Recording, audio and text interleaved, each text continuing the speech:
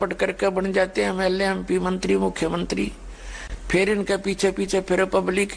ये दिन में 100 तो बोल रहे झूठ। हाँ भाई तेरा हो जाएगा काम, दे पर्ची बनाए। और कितना करेंगे सारे दिन में? एक का नहीं कर सकते सारा दिन काम ये। तो कहने का भाव ये है, जब आपको ज्ञान होगा, आप इनके उपग्रह मत बनो, इनके चारों ओर चक्कर मत काटो, आप परमात्मा के उपग्रह बनो। ठीक है, वोट देना है, नेक आदमी दिखे उड़ा वोट दे दो। किसी का बंद कर नहीं बैठना चाहिए प्राणी को।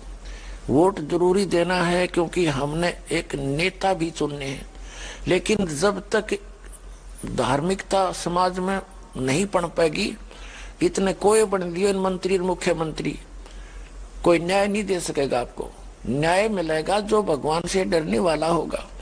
और रिजाइन लिख के मेज पर धर दिया करेंगे एक दिन, जब मंत्री पद पर विराजमान होंगे, गलत काम नहीं करेंगे और पकड़ तेरा रिजाइन हम चले, तो तब यहाँ नैतिकता उभरेगी।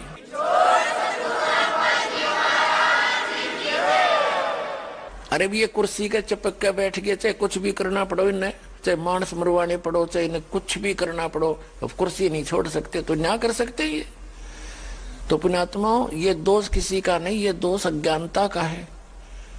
और दास ये चाहता है कि एक बार इनको इस जहर का पता लग जाए जो विष ये खा रहे हैं।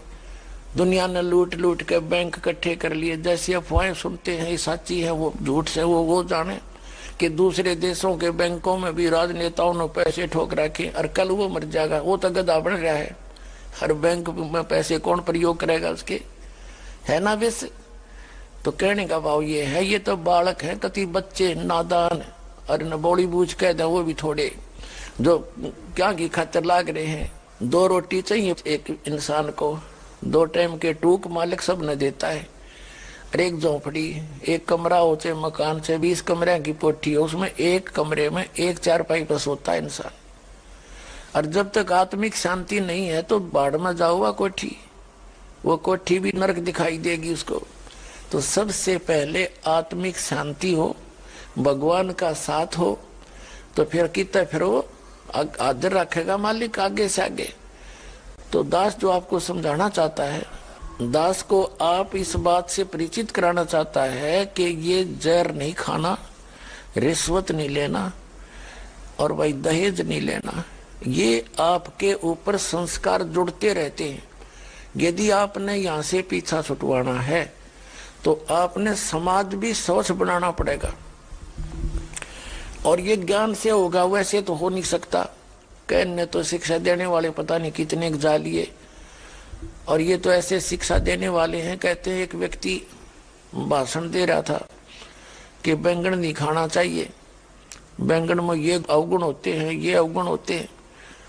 और घर पे उसकी पत्नी ने बैंगन ले रखे थे उस दिन, वो फेंक दिए बाहर उठा के। उसका सत्संग सुन के घर पर आया ने बोला सब्जी नहीं बनाई, एक बैंगन ला रही थी, आपने नो कहा था बैंगना बहुत खराब होते हैं तो खाने नहीं चाहिए, मैंने फेंक दिया।